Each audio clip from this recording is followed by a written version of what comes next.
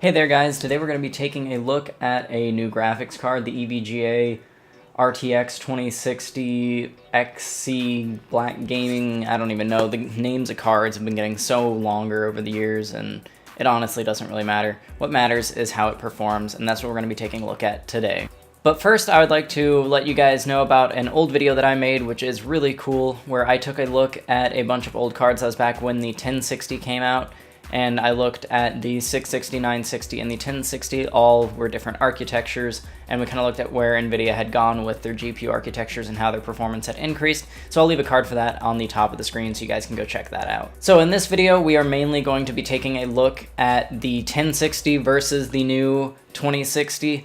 And that is because none of the older cards that I have really can handle resolutions higher than 1080p for gaming, and really I think the 2060 is kind of their card that's going to be an entry level to 2K and even 4K gaming for a lot of consumers. So I wanted to compare it to the last gen, see how it did at those resolutions and how the current gen is doing at those resolutions.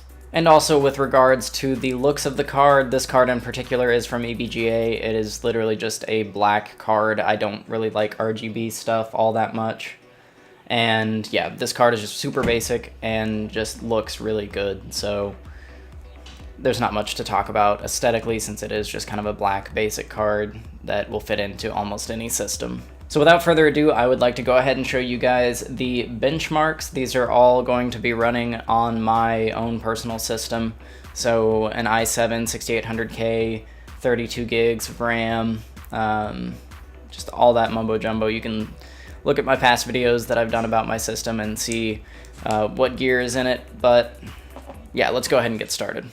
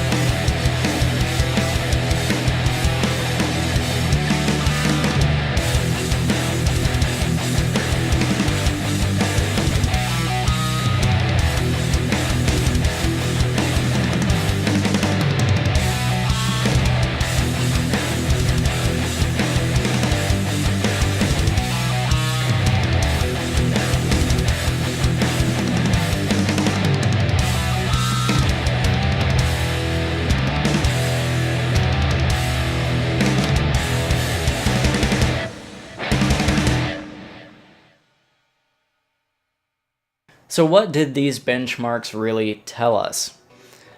Mainly what I got from them is that this card truly does give you kind of an entry-level option for getting into 2K and even 4K gaming. I've been enjoying using this card to play 4K Breach. I'd really recommend that game. It will be free to play once it releases, but currently in early access you do have to buy a starter kit for it. But this card can definitely handle that game in 4K on medium settings, getting around like 80 frames per second. And yeah, it's just a super great option if you're wanting to try out some of those higher resolutions and maybe try out getting a 4K monitor like I did. That's going to be a future video on that monitor, so stay tuned for that. And really, to get the full use out of this monitor, I did need to upgrade my GPU, and the RTX 2060 really kind of did it for me, and bumping me up to a card that could play games at 4K. With the 1060, some games can be played at higher resolutions like 2K, but you can't really get up to 4K anywhere. And I just kind of got tired of having to bump my games down to 1080p on the monitor whenever I had 4K resolution at my fingertips. So in conclusion, I think this card actually would have made a lot more sense at the $300 price point than $350. It's a slight difference, but I think a lot more people would be willing to buy this card at $300 and not at $350. It's still a great card, especially if you're wanting to break past 1080 and start messing around with maybe 2K or 4K monitors. So if you guys did like this video, go ahead and leave a like on it. If you like the content on this channel, go ahead and subscribe. And if you have any comments on GPUs or high resolution gaming, leave those down in the comment section below. And I will see you guys in the next video.